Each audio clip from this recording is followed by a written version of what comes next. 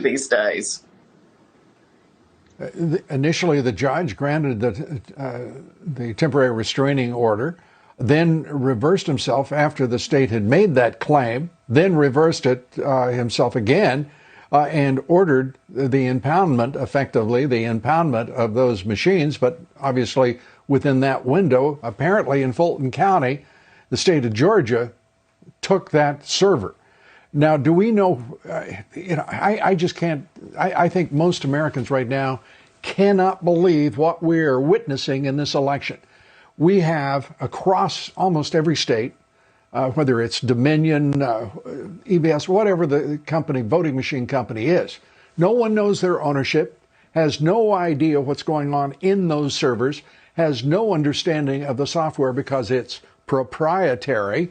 It is the most ludicrous, irresponsible, and rancid system imaginable in the world's only superpower. We look like a complete nation of fools, and we're supposed to be meeting constitutional deadlines on December 8th, December 14th. Are you kidding me? This thing should be shut down right now, and people understand that this will not be tolerated by the American people.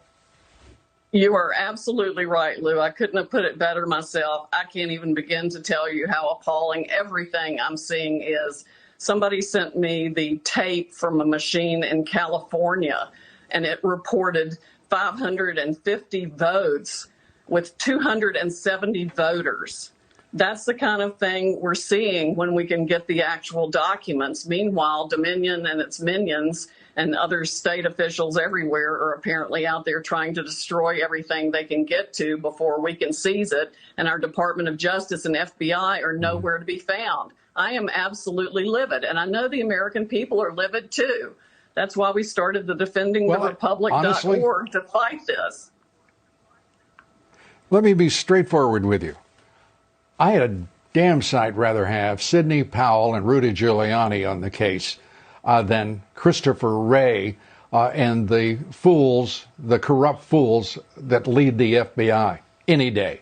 I wish it were otherwise, but the American people understand what we now are up against in this country. And as I said at the outset of the broadcast, Sidney, this is no longer about just voter fraud or electoral fraud. This is something much bigger, and this president has to take, I believe, dramatic action to make certain that the integrity of this election is understood, or lack of it, the crimes that have been committed against him and the American people. And if the Justice Department doesn't want to do it, if the FBI cannot do it, then we have to find other resources within the federal government. We've got to rise above this, because the nation itself, this is an assault on the core of a democracy, any democracy, our ability to cast a secret ballot. Your thoughts, Sidney, as we wrap up here? That's exactly right, Lou. It affects the bedrock of our democratic republic. It can't be allowed to stand. And frankly, I'm about to think the entire FBI and the entire Department of Justice need to be hosed out with Clorox and fire hoses.